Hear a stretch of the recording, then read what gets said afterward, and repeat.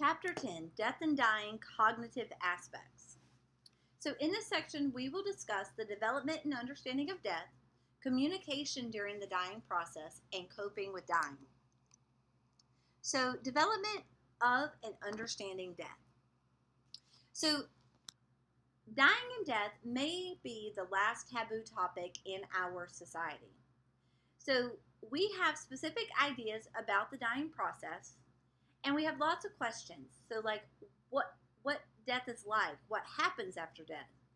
And we want to know about things like the treatment of the body after death, the reactions of people to someone's death.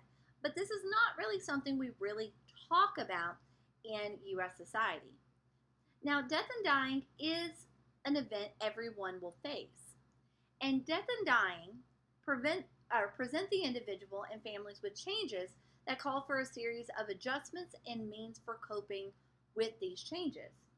Now, our greatest fear when it comes to dying are that we don't understand the things in the events.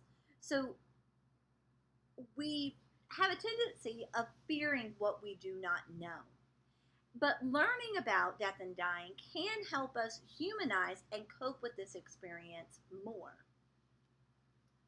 So in early childhood, we develop our initial attitudes about death and dying. So during this time, we go through what is known as non-functionality. And this is where we refer to death as the breathing and the heart rate has stopped. And during this time, children, early childhood age, believe that people are in a sleeping state and they can be awakened by an adult. They do not realize that the person is gone because they can still see the person. Finality relates to the permanence of death and the understanding that the state cannot be reversed. Now, early childhood age children, they shift from giving magical and egocentric reasons for death to more abstract, reality-based reasons. Universality refers to the fact that everyone will eventually die and no one is exempt. Now, young children, especially early childhood age, have a really hard time understanding this. They don't realize that young people can die as well. They think it's something that's going to happen to them way in the future. Causality refers to those factors that are responsible for death, such as accident, disease, or injury. And young children's ideas about the cause of death reflect egocentric understanding of the world. So they may think that you can die if you swallow a dirty bug, germs can kill you. So the effects of death on children in this age, they think that death is reversible. So they kind of have this video game mentality of you can be regenerated. They think that little kids can't die. They're egocentric. They may think that they caused the death to happen. They don't have a concept of time. They don't know what forever means. And they also have a fear of abandonment. In middle childhood, non-functionality, they form the notion that when people die, they do not have the physical functions such as breathing or a heart rate. Finality, they understand the finality of death and comprehend that once something is dead, it cannot be brought back to life. Universality, most understand that death is universal for all people.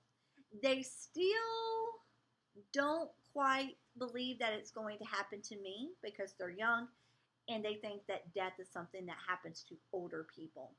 Causality, they're able to provide examples of what can cause death, but it's very concrete in nature. And if we go back to Piaget and his stages, so it's very fixated on object-oriented death. So fire, guns, illness. So during this time, they think that death is irreversible. They think death is for old, sick, and careless people that do things that they shouldn't do. They're very intrigued and they have a lot of questions, but they do not believe that death is something that can happen to them. During adolescence, while they have improved from childhood, they still have flaws with their thinking. So most of them believe that they are exempt from danger and rules, which is known as the personal fable. And they believe that death is something that will happen to them in the distant future.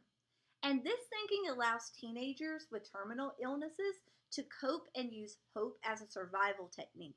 They think that they're young, they're going to be able to pull through, they're able to cope with illness more so than an adult. Most of them also believe that everyone is paying attention to their behavior, and that's known as the imaginary audience.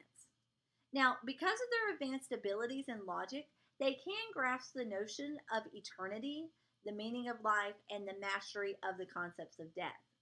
They're also able to ask if then questions. Well, if this happens, then what will happen? They're also more philosophical oriented questions about death, and they have lots and lots of questions. So, how do you treat someone who is terminally ill? And they want people to be honest with them about illnesses, conditions, what's the diagnosis, what does that mean? So during adolescence, they do have an understanding that it's natural for all people, but they still have feelings of being invincible. They also know that death results in bodily deterioration. They do visualize it still as being old or sick and dying, and they develop morals and values about death. In adulthood, the awareness and the ideas of death does occur during this time of life. The birth of children and parenting brings an awareness of the fragile nature of life. And they learn to cope with lost relationships, termination of jobs, leaving home, loss of social roles, and death of others. And they start shifting their birthday type things as years since birth to the amount of years they have left until death. Now, some do become less fearful of death in late adulthood, but others experience what is known as death anxiety. And it's just a fundamental fear that people share about death. And during late adulthood, they begin to think about death a lot more. So we are going to stop and process what we have covered so far. So go back and review the slides as needed to answer these questions. So communication during the dying process. So during this time, there are some needs and concerns of the dying individual. So individuals that are facing death experience a variety of needs. They have physical needs and concerns, emotional needs, social needs, psychological needs, and spiritual needs. And they understand that dying is a process. Now, these needs do not prescribe an appropriate process for dying, but they assist people in developing a healthy approach to the concept of dying. So physical needs and concerns. So there's two major concerns that a dying individual has. One of them is pain management and the other is body image. So pain management is the fear that pain may infest the body in their final days. But medical intervention can assist with pain, and social emotional support can also help. Now, again, it's very important to have an advanced directive when it comes to your medical care so that they know what type of pain management you want and things like that.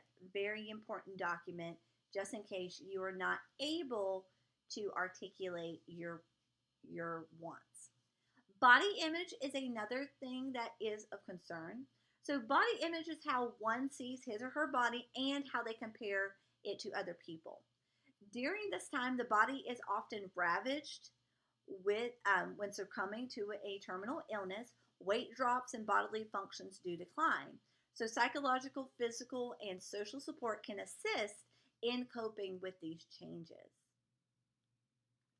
Emotional needs really focus on the unknown. So it's a lot of unanswered questions. So what is on the other side of death? The fears of pain or loneliness due to isolation or rejection, and the worry that they have about not living their life to the fullest or not meeting their goals or their responsibilities. So it goes back to that ego integrity of Erikson's stage. Social needs during this time really center around the awareness of the impending death.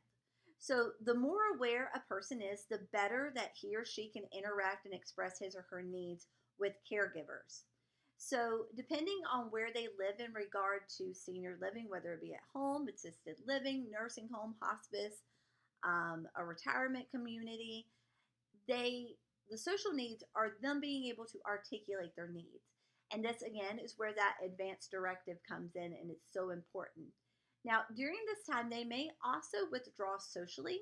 So, social isolation may occur due to societal avoidance of death or a physical setting that makes it difficult for these interactions to occur. So, again, that's where that document comes in so that their needs are being met and that caregivers can give them the care that they want and expect. So, psychological needs and concerns. Dying individuals like to be informed about what's going on. They do want to maintain some sense of control. They still want independence, even though some of them may be moving towards more dependency. And they also conduct a life review where they're searching for that meaning of life. So they go back and that integrity versus despair here. They accept death, but they want to make sure that they have met their goals and that they feel successful in their life. Spiritual needs, so spiritual and religious beliefs can also assist many in facing death. Some believe that suffering brings them closer to God and it's not in vain, and it provides them a context that gives them significance to life. So they feel like they're closer to God and that it's a way of returning home and being with God. So, how can we interact with someone who is dying?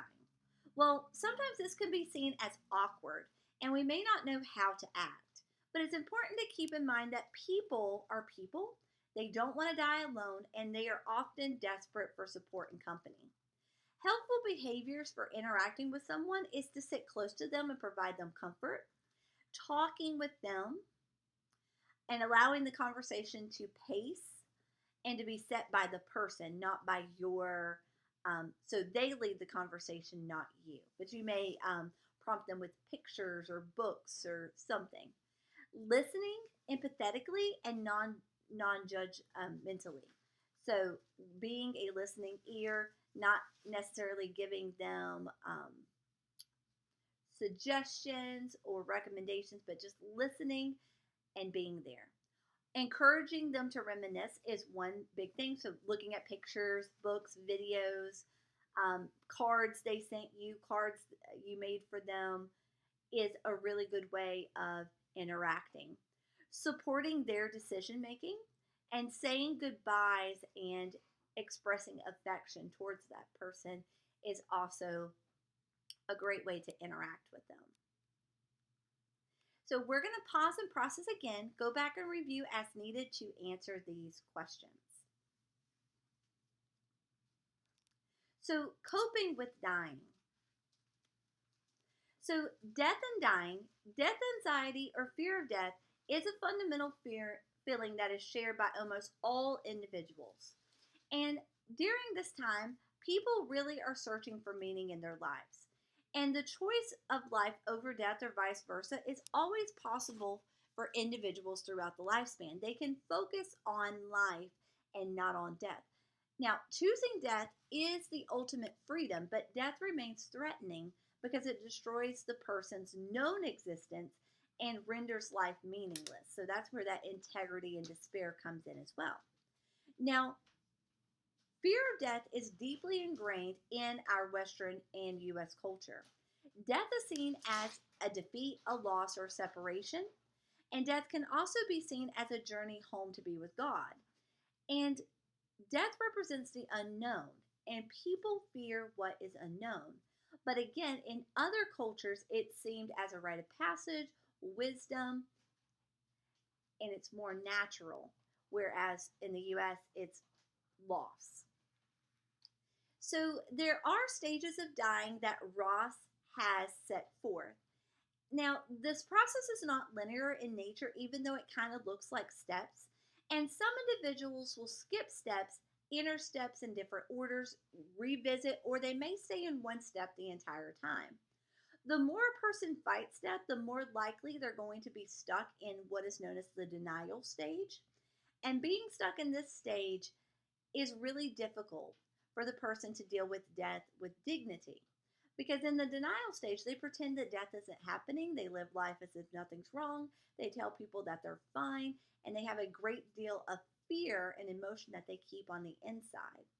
So, by staying in that stage, not facing death, is not a very good end for them.